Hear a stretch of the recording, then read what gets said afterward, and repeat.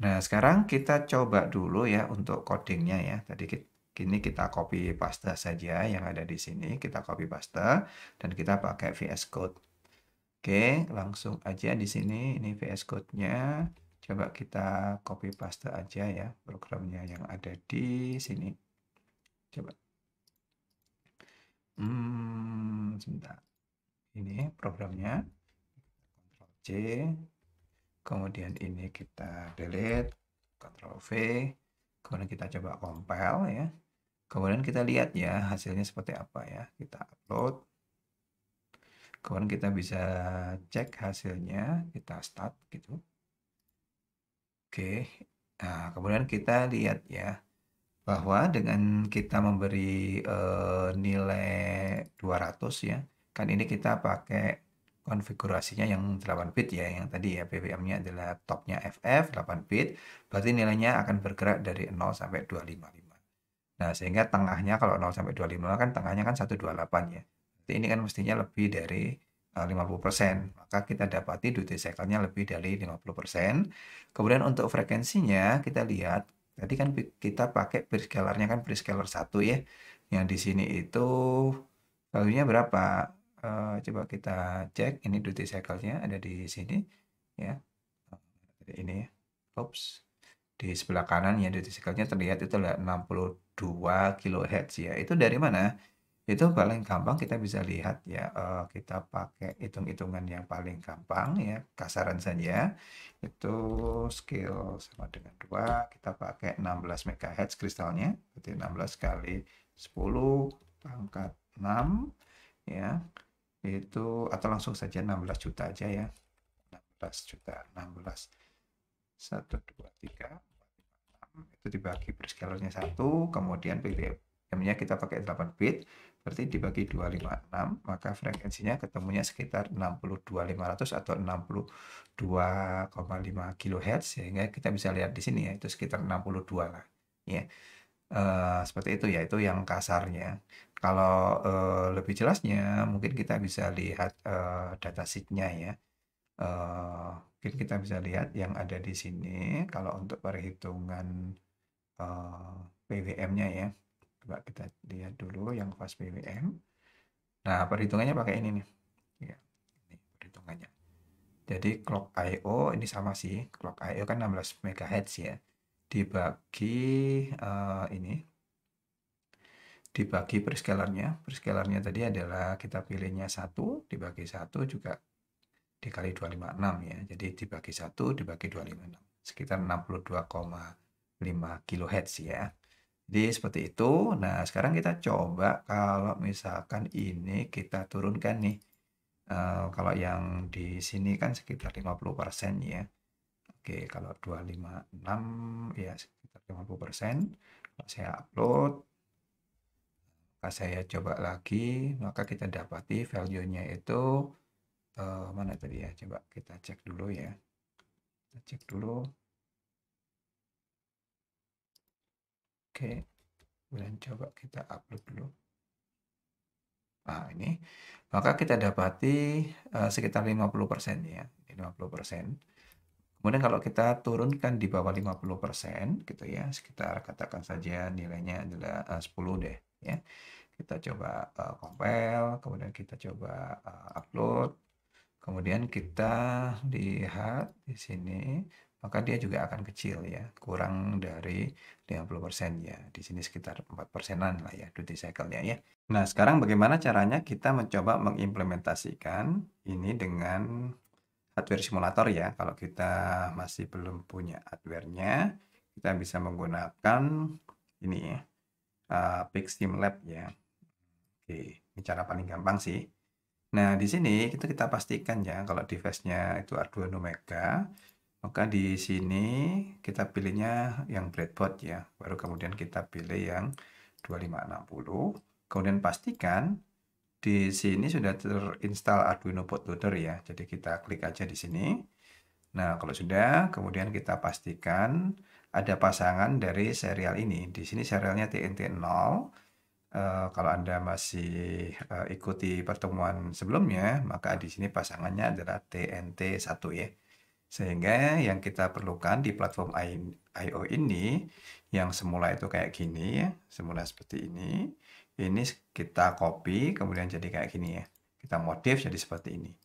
Oke, sehingga kita tambahkan environment-nya dari Arduino Mega, kita tambahkan jadi PixSimLab, kemudian platformnya tetap sama, boardnya tetap sama, yang berbeda adalah upload-nya ya. Upload-nya sekarang kita tambahin /dev/tnt 1 gitu. Kalau yang lainnya kita buat settingnya sama ya. Kemudian kita coba compile dan hasilnya untuk platform Arduino Mega sukses, PixSimLab juga sukses. Kemudian kita coba upload ya. Oke, sekarang kita cek dulu ya, dia lagi upload ya. Uploadnya untuk lebih mempercepat ya proses uploadnya ya. Mungkin sebaiknya kita, tapi nggak apa-apa sih, kita coba upload lagi deh. Ini kita restart tasnya. Oke, ini sudah sukses ya uploadnya. Kemudian setelah itu kita lihat ya yang ada di sini. Kita nyobanya pakai PE3 ya. Berarti kita cari yang di sini ya. Paling gampang kita pakai saja osiloskop ya, karena kita ingin tahu sinyalnya. Kemudian di sini ini sudah pakai PE3, kalau belum berarti kita cari aja yang PE3. Nah, di sini kita bisa lihat nih sinyalnya sudah ada ya. Kemudian kita tahu ini kan outputnya 200. Ini saya always on top dulu. Nah, sekarang kalau kita ubah ya di sini jadi 50%-nya dari 256 ya, sekitar 128 gitu ya. Ini saya upload ulang gitu. Maka kita dapati yang ada di sini menjadi 50%. Kemudian kalau kurang dari 50%, 10 gitu ya. Saya upload lagi, maka kita dapati sinyalnya juga kurang dari 50%. Ini apa itu kita gunakan yang PWM non inverting 8 bit ya. Nah, kalau misalkan pinginnya adalah yang inverting, tentunya ini harus diubah ya programnya ya. Sehingga mungkin kita bisa lihat yang ada di sini lagi ya. Untuk yang apa itu inverting, coba kita buka lagi ya, yang ada hubungannya dengan konfigurasi itu. Coba kita cek. Kelihatannya sih ini. Oke. Kemudian kita cari ya, gimana sih kalau yang inverting. Nah, yang inverting kita gunakannya jadi satu-satu ya. Jadi COM 0 A1-nya 1, COM 0 A0-nya 1. Sehingga kalau begitu yang ada di sini ini ditambahi COM 0 A0-nya juga 1, sehingga dia modenya jadi yang inverting gitu ya. Sehingga kalau nilainya 10 ini dia akan kebalik ya. Jadi duty cycle-nya lebih tinggi mestinya ya. Sekarang kita coba dulu. Oke. Ini belum. Oh sorry, ini harusnya COM 3A0 ya. Kan tadi A1 sama 0. Oke, kita coba lagi. Nah, jadi kayak gini ya. Jadi dia kebalik ya.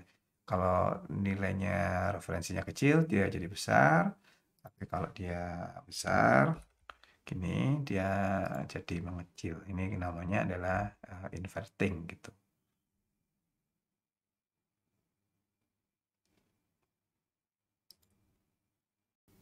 Nah, bagaimana caranya kita mencoba untuk membangkitkan PWM di pin yang lainnya ya. Kita coba pilih yang pin OC3B.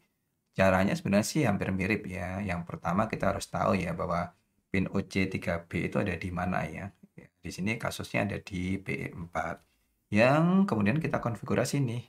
Sehingga yang ada di OC3B pin PE4 ini kita harus buat dia apa itu DDR-nya harus diberi logic 1 ya.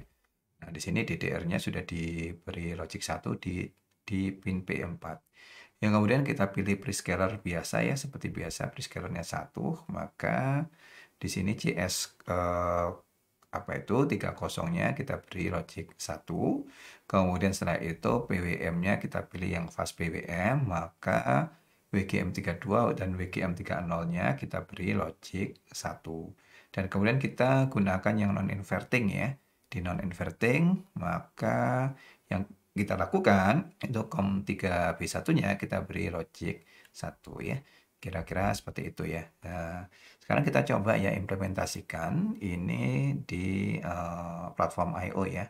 Ini codingnya sudah saya copy, saya satukan, saya copy paste di sini dan kemudian kita coba compile ya. Yang mungkin yang kita harus tahu di sini kan ada PWM1, kemudian yang di sini ada PWM2 gitu. Kemudian PWM satunya ini itu tadi dia potnya itu kalau di sini potnya itu pot 5 ya. Pot 5 Arduino. Nah, yang di sini ini adalah pot 2 Arduino ya. Yang di sini tadi PE-nya PE berapa? 3 ya, pot E bit ketiga, yang di sini pot E-nya bit keempat. Oke. Nah, sehingga kita cek ya yang ada di sini pakai paling gampang saya pakai GU UVC view. Kemudian kita tunggu dulu dia. Oke. Saya close dulu. Mana tadi ya? Kita coba lagi deh. GU UVC view. Oke. Mungkin kita coba yang ini.